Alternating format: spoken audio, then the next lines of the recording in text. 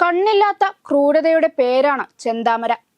ഒരു കൊലപാതകം നടത്തി ജാമ്യത്തിലിറങ്ങി ഇരട്ടക്കൊലപാതകം നടത്തിയ ചെന്താമരയ്ക്ക് എന്ത് ശിക്ഷ ലഭിക്കുമെന്നതാണ് ഇപ്പോഴത്തെ ചൂടൻ ചർച്ച. പോത്തുണ്ടി ബൊയാൻ കോളനിയിൽ താമസിക്കുന്ന അമ്മ ലക്ഷ്മി, മകൻ സുധാകരൻ എന്നിവരെയാണ് പട്ടാപ്പകൽ അരിഞ്ഞു വീഴ്ത്തിയത്. കൊലക്കേസിൽ ജാമ്യത്തിലിറങ്ങിയ പ്രതിയും അയൽവാസിയുമായ ചെന്താമരയാണ് ഇരുവരെയും കൊലപ്പെടുത്തിയത്. 2019 സുധാകരന്റെ ഭാര്യ സജിതയെ കൊലപ്പെടുത്തിയ കേസിൽ ജാമ്യത്തിലിറങ്ങിയതിനു പിന്നാലെയാണ് ഈ ഇരട്ട കൊലപാതകം.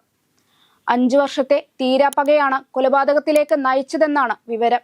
വീടിന് എതിർവശത്തുള്ള നീളൻ മുടിയുള്ള സ്ത്രീയാണ് തന്റെ കുടുംബത്തിൽ നടക്കുന്ന പ്രശ്നങ്ങൾക്ക് കാരണമെന്ന അന്ധവിശ്വാസിയായ ചെന്താമരയോട് ഒരു ജ്യോത്സ്യൻ പറഞ്ഞതിന് പിന്നാലെയാണ് 2019 സജിതയെ വെട്ടിക്കൊലപ്പെടുത്തിയത്. ഈ കേസിൽ ജീവപര്യന്തം ശിക്ഷ ലഭിച്ച് ജയിലിൽ കഴിയുകയായിരുന്ന പ്രതി ജാമ്യത്തിലിറങ്ങിയാണ് വീണ്ടും ഇരട്ടക്കൊല നടത്തിയത്. കഴിഞ്ഞ ജനുവരി 27 രാവിലെ 10 മണിക്കാണ് സുധാകരനെയും ലക്ഷ്മിയെയും കൊലപ്പെടുത്തിയത്.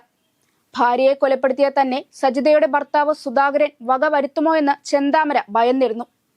ഇതാണ് സുധാകരനെ ലക്ഷ്യമിട്ടതെന്നാണ് പുറത്തുവരുന്ന റിപ്പോർട്ട്. കഴിഞ്ഞ 5 വർഷമായി വിയ്യൂർ സെൻട്രൽ ജയിലിൽ വിചാരണ തടവുകാരനായിരുന്നു ജാമ്യത്തിലിറങ്ങിയ പ്രതി ചെന്താമര. നെന്മാറ പഞ്ചായത്തിൽ പ്രവേശിക്കരുതെന്ന ജാമ്യ വ്യവസ്ഥയിലായിരുന്നു ഇളവ് ലഭിച്ചത്.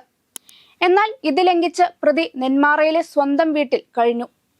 ഇതിനിടയിൽ പ്രതി ഭീഷണിപ്പെടുത്തിയെന്ന് കാണിച്ച് കഴിഞ്ഞ ഡിസംബർ 29 കൊല്ലപ്പെട്ട സുധാകരനും മകളും പോലീസിൽ പരാതി നൽകിയിരുന്നു.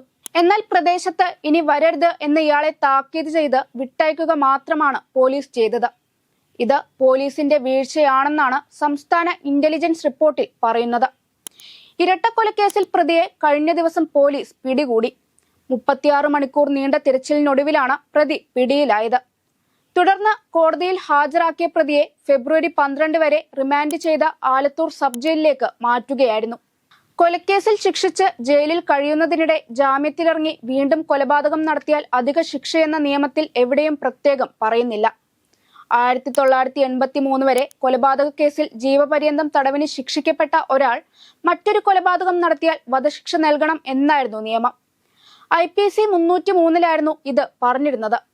എന്നാൽ മിതു കേസിൽ ഈ നിയമം ഭരണഘടനാ വിരുദ്ധമാണെന്ന് സുപ്രീം കോടതി പറഞ്ഞ് ഇത് റദ്ദാക്കുകയായിരുന്നു.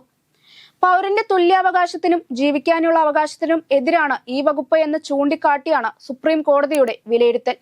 അപൂർവങ്ങളിൽ അപൂർവമായ കേസിൽ മാത്രമാണ് വധശിക്ഷ വിധിക്കുന്നത്. കൊലപാതക കേസിൽ ജയിലിൽ കഴിയുന്നതിനിടെ ജാമ്യത്തിലിറങ്ങി ഇരട്ടക്കൊലപാതകം നടത്തിയതും അപൂർവങ്ങളിൽ അപൂർവമായി വിലയിരുത്തിയേക്കാം. എന്നാൽ ചെന്താമരയുടെ പേരിലുള്ള ആദ്യ കേസ് തെളിയിക്കപ്പെടേണ്ടത് ഉണ്ടെന്ന് നിയമവൃത്തങ്ങൾ ചൂണ്ടിക്കാട്ടുന്നു.